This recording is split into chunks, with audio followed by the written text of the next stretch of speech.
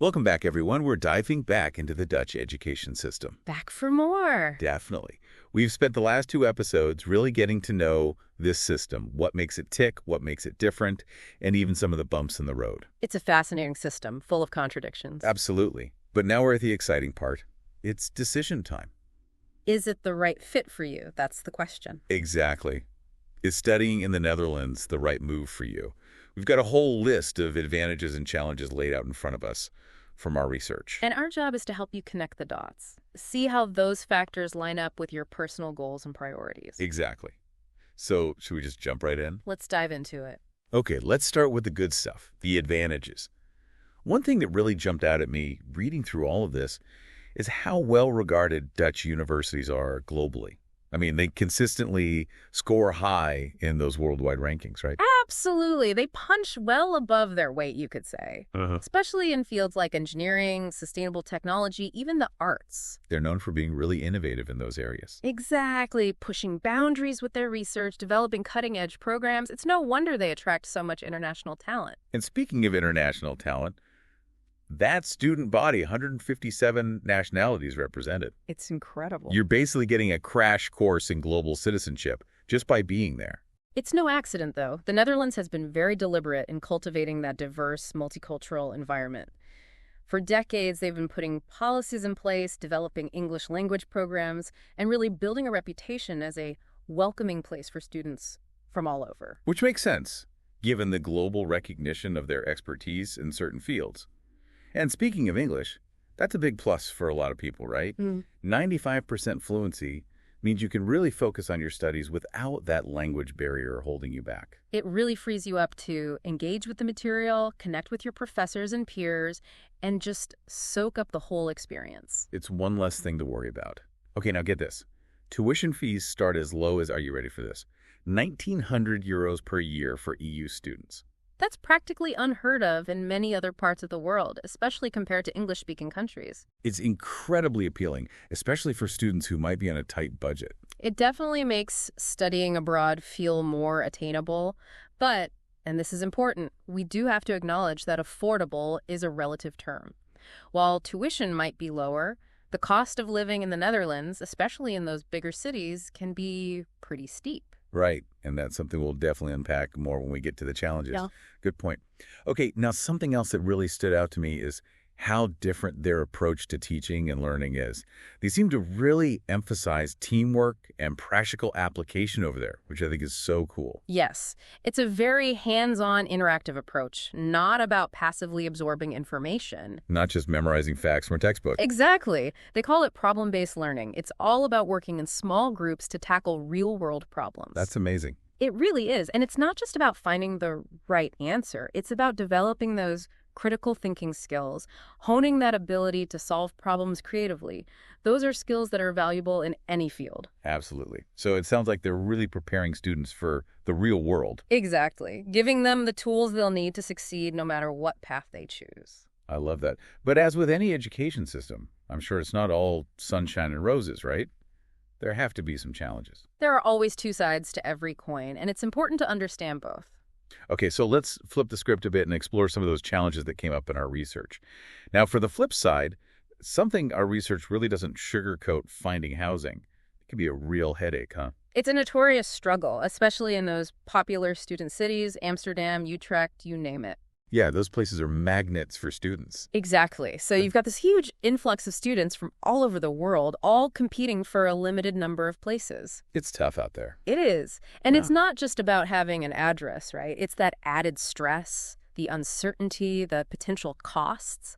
That can really take a toll, especially when you're trying to adjust to a whole new country and culture. It's a lot to handle. And it's interesting you brought up that point about culture because that actually ties into our next challenge. The Dutch are known for their, what do they call it? Directness. That's a diplomatic way to put it. Right. But for some people, coming from cultures where communication is more, let's say, nuanced, it can be a bit of an adjustment. It can be a real culture shock. What might be perceived as blunt or even rude in some cultures is just their way of being straightforward. Exactly. They value honesty, efficiency, getting to the point, no time for beating around the bush. Which, to be fair, can be refreshing in some ways. It's true. There's something to be said for that. Okay, so housing can be a challenge. Communication styles might take some getting used to. But there's something else we need to talk about, the elephant in the room, those dropout rates. 17% in the first year alone. That's pretty significant. It is higher than one might expect, and it does make you wonder, what are the reasons behind it? Is it the academic pressure, the challenges of adapting to a new culture, or maybe even a lack of support specifically for those international students? It's probably a combination of factors. There must be something there. It's important to ask those questions, right? Now, speaking of adapting, let's talk about the weather. You can't talk about the Netherlands without talking about the weather, right? It's legendary, and by legendary, I mean gray. Lots of gray skies, frequent rain showers. It's not for everyone, that's for sure. Especially for people coming from sunnier parts of the world, it can be quite an adjustment. But the Dutch, they seem to have mastered the art of embracing it. They have. You learn to adapt. Invest in a good raincoat and some waterproof boots. Find those cozy cafes. Maybe even plan a few getaways to sunnier destinations when you need a break from the clouds. It's about finding what works for you. Now, let's circle back to something you mentioned earlier, the cost of living. Our sources were very clear. Even though tuition might be lower in the Netherlands, those overall living expenses can still add up quickly. They definitely can. It's important to factor in those everyday costs. Rent, groceries, transportation, even just going out with friends. Those things add up. They really do. Budgeting is crucial. Research the average costs in your chosen city. Look for student discounts wherever you can.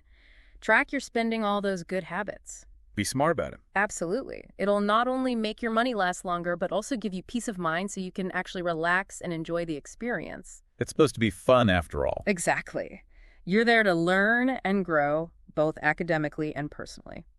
So we've covered a lot of ground, the incredibly exciting advantages, some very real challenges. A lot to think about. It really is.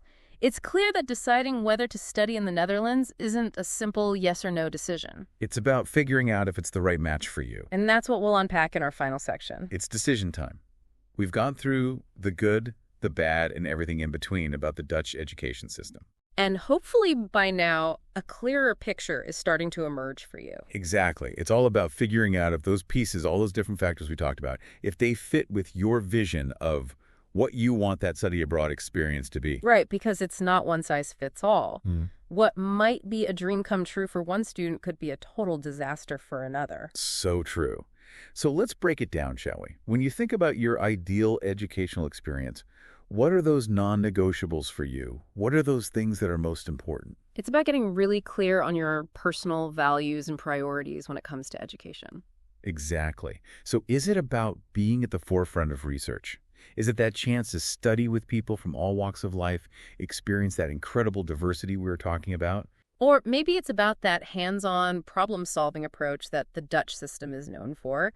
Some people, they really thrive in that kind of environment. Yeah, they want to jump right in and get their hands dirty, so to speak. Exactly. While others might be more drawn to a more theoretical approach, there's no right or wrong, just what's the best fit for you. And part of that is understanding yourself as a learner, too. Think about those times you've really excelled, whether it's in school, at work, or just in life.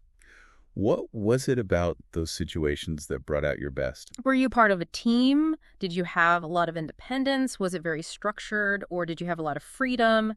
Those experiences can teach you a lot about what kind of environment you thrive in. It's about recognizing those patterns. And on the flip side, when have you struggled and why? What didn't work so well? Because if you know, for example, that you need a lot of structure and support, you might approach this decision differently than someone who thrives on independence and adapts easily to new situations. It's about being honest with yourself. Being self-aware is so important in this process. And here's another big one.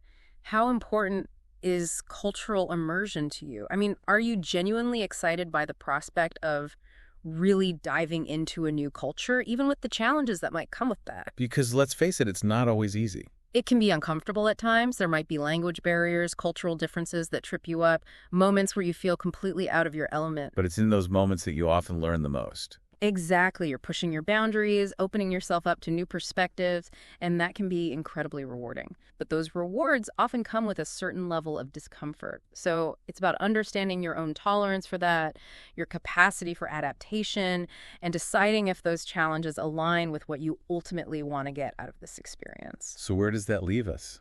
What have we learned? Hopefully we've given you a lot to think about. At the end of the day, choosing to study abroad, especially in a place as unique as the Netherlands, it's a big decision. It requires a real investment. Of your time, your energy, your emotions. Absolutely. And financially, too. But most importantly, it's your journey.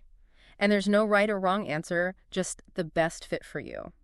What feels right for you? That's the question. Exactly. And the beautiful thing is, this whole process, the research, the reflection, this conversation, it's already a step in the right direction. It's about self-discovery as much as anything else. Absolutely. It's about figuring out what you value, what you want to get out of your education, and ultimately your life.